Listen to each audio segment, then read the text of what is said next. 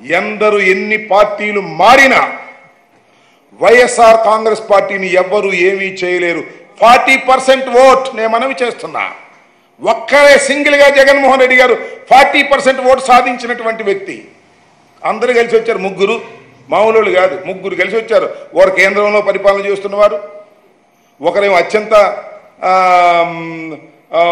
పవర్ఫుల్గా ఉన్నానని చెప్పుకోబడుతున్నటువంటి మరి పవన్ కళ్యాణ్ గారు, చంద్రబాబు నాయుడు గారు, ముగ్గురు కలిసి వస్తే మాకు 40% మాకు ఓట్ బ్యాంక్ చెక్కు చెదరకోకుండా ఉంది. ఎంతమంది వెళ్తే ఏంటి, నాకు ఎంతమంది నువ్వు కొంటే ఏంటి, ఎంతమందిని ఎత్తుకుపోతే ఏంటి, we are not worrying about that అని మనవి చేస్తున్నా. పార్టీ ఫిరాయింపులు చేసిన వారు, నేను చెప్పాను మొన్న కూడా, పరువు పోగొట్టుకోవడమే తప్ప ప్రజాదరణ ఎప్పుడు వచ్చిన చరిత్ర లేదు. ఇది కూడా అంతే. వాళ్ళు కాలగర్భంలో కలిసిపోతారు. ఎవరో ఒకళ్ళు ఇద్దరు అదృష్టం ఉంటే బయటపడతారు తప్ప పార్టీలు మార్చిన వాళ్ళు, నైతిక విలువలకు కట్టుబడని వాళ్ళు కాలగర్భంలో కలిసిపోయినటువంటి సంఘటనలు కోకొల్లలుగా ఉన్నాయి. ఇది కూడా అంతే.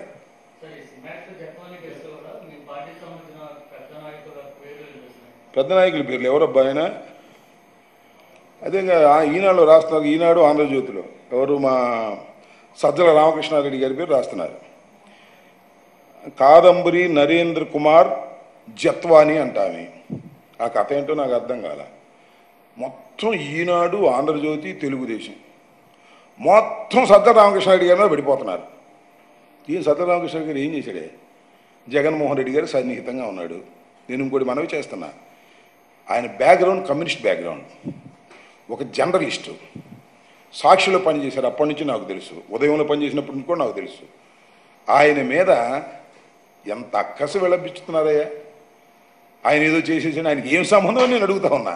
ఆయనకి ఏం సంబంధం ఈ కేసులో? ఈ జత్వానీ కేసు కుక్కతోక పట్టుకొని గోదావరి ఎదాలనుకుంటున్నారు. చూద్దాం ఏం జరిగిద్దో.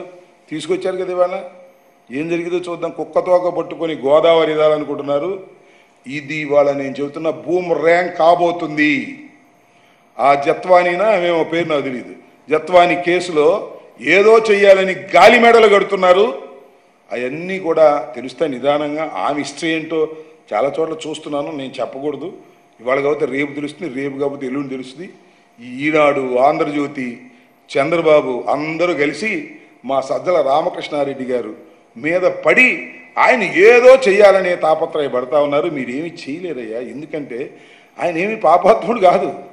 ఆయన జగన్మోహన్ రెడ్డి గారికి సలహాదారుగా ఉండటమే పాపమా, నేను మంత్రిగా ఉండటమే పాపమా, మా మీద కక్ష సాధింపా, ఏమిటిది నాకు అర్థం కాలేదు. చాలా దుర్మార్గమైన ఆలోచన చేస్తున్నారు. ఈ దుర్మార్గమైన ఆలోచనలు ఇవాళ బాగానే ఉండొచ్చు, టీవీలో బ్రహ్మాండంగా వేస్తున్నారు. కాబట్టి ఏంటో ఏం జరిగిపోతుందో కొత్తగా ఉంది, బ్రహ్మాండంగా ఉంది, సెన్సేషనల్గా ఉంది అనుకోవచ్చు. నిదానంగా వాస్తవాలన్నీ బయటకు వస్తాయి. ఎవరేంటో, ఆమె పేరేంటి జత్వాని ఏంటో, ఆమె కథ ఏంటో, ఆమె పూర్వపరాలు ఏంటో, ఆమె ఇంతకుముందు ఏం చేసిందో ఇవన్నీ బయటకు వస్తాయి కదా. అంత తేలిగ్గా ఉంటాయా? ప్రభుత్వం మీ చేతిలో ఉందని, మీడియా మీ చేతిలో ఉందని ఏదేదో కట్టుకథనాలు మీరు వినిపిస్తే అవి నిలబడతాయా? యాసిడ్ టెస్ట్కి నిలబడతాయా? ఇవాళ నాకు తెలిసి ఏమీ లేదు.